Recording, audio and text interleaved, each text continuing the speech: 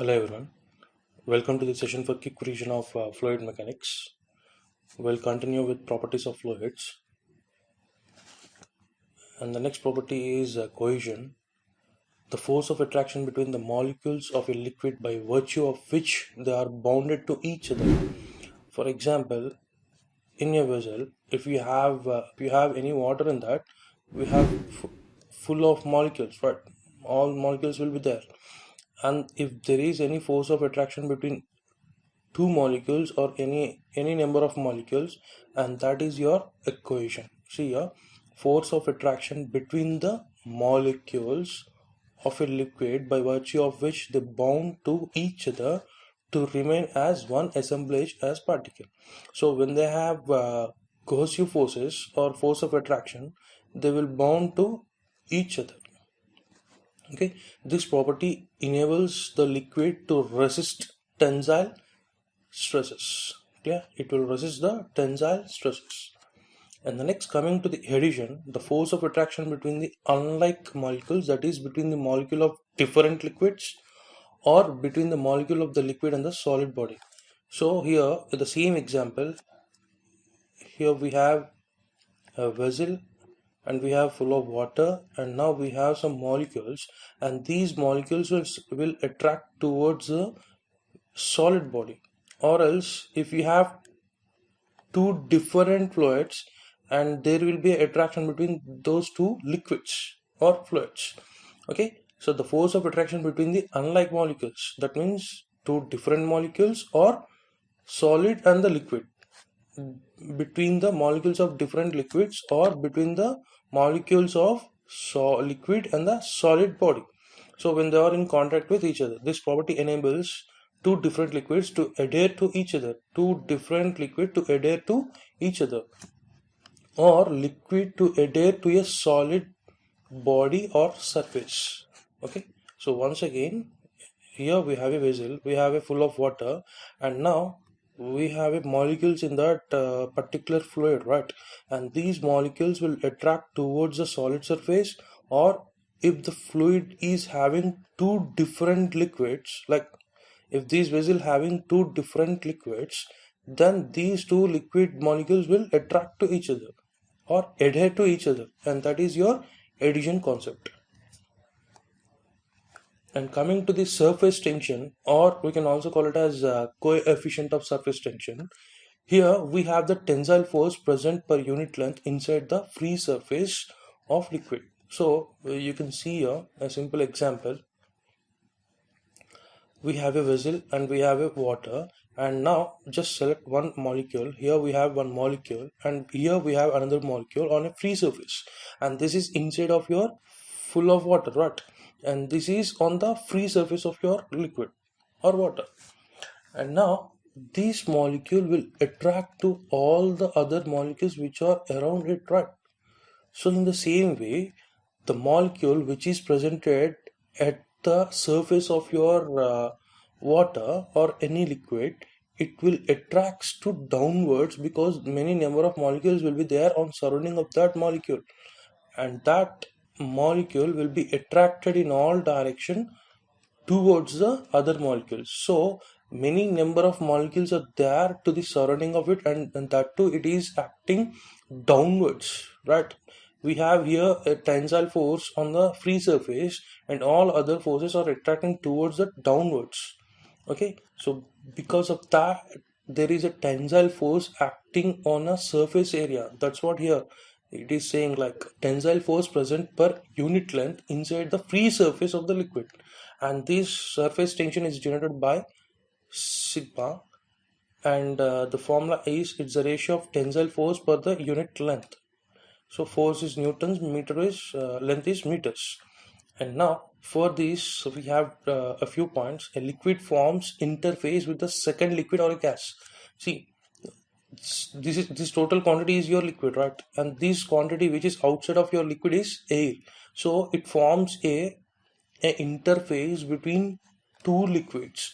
So the surface tension, okay, the surface tension sigma will form a two interface between two liquids, that is like air or liquid or liquid or liquid, anything. Okay, here air is a gas. Okay, And now the surface energy per unit area of interface is called surface tension. See here the tensile force to the unit length, but you can also say it as surface energy per unit area. And for this units is Newton meter, which is for surface energy, and meter square, which is for area. So if you simplify this, what you're going to get is joules per meter square. It is also a unit for surface tension. Now free surface acts as a stretched elastic membrane.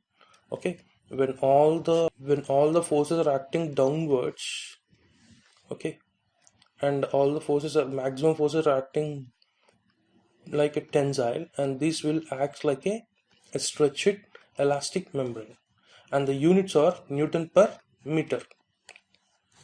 You can see from here it is Newton per meter or else joules per meter square, and for dimensions for this is m into L to the power of 0 t to the power of minus 2. Okay, we have after simplifying this, you got these units or dimensions from this unit, which is kg per second square. And coming to here, the surface tension decreases with increase in temperature, and these 2 points are very important for your competitive exams. The dimensions of your surface tension and this particular point where the surface tension will decreases with increase in temperature. As the temperature increases, your surface tension will decreases. Okay, don't forget this, it's very important one. And based on this surface tension, we have three different concepts where the pressure is going to be rise. We'll see that here the pressure will rise in the liquid jet. This is the first case, and the second case is water bubble, and the third case is soap bubble. Okay, we'll see these three cases. First we'll start with the pressure rise in liquid jet due to surface tension. Now see here, here we have a nozzle type, like nozzle type, and from this a jet is coming out, and the diameter of the jet is d, and the length is we selected, this is just a assumed length, which is like L. So now if you take that liquid jet and if you section that, what you're going to get is this hemispherical or concave surface type object. It looks like some hemispherical one, and which is having some length. And now on this surface, see, on this particular surface, and on this particular surface we have a tensile forces which are acting on downwards. Okay, and now the first one is the pressure difference or the pressure jump on the concave surface. On this concave surface, for example, if you have any other quantity which is half quantity, okay, and these two quantities will attract to each other, and these will having some surface tensions. Okay, this surface tension will act in this particular direction. So for the total length, the surface tension will act downwards. For this total length, the surface tension will act downwards. But the pressure difference, okay, the pressure difference or pressure jump on this concave inside this particular jet, okay, there will be a difference of pressure into area. The total area what we have to select is this length and the diameter of your jet. Okay, and that is your area. So the change in pressure into area is your pressure difference or pressure which is acting on the surface of your concave. And now the surface tension force, which is this sigma, which is acting on both sides. So it is sigma, the surface tension force, and it is the length. What is this length? L. But on two sides it is acting, so you have taken like 2L. And now from the equilibrium principle, we have summation of all the forces equals to 0.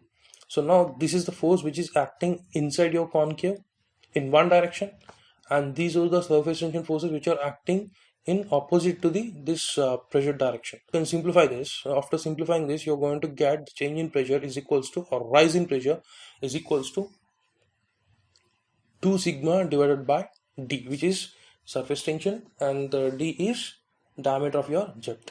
And if you want to write this diameter in terms of radius, you can write like this, which is rise in pressure is equals to sigma by r. So the pressure rise in liquid jet due to surface tension. Here the sigma is surface tension and if you divide it by that radius, there is a pressure rise in the liquid jet which is equals to sigma by r.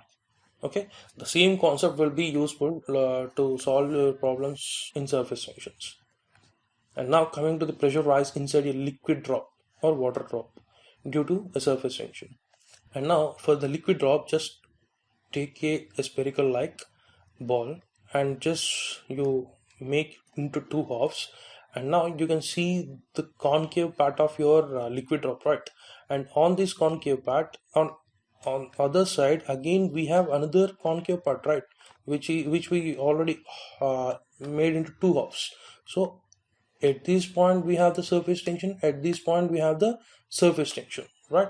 So this surface tension will act on total circumference of your this spherical shape, right?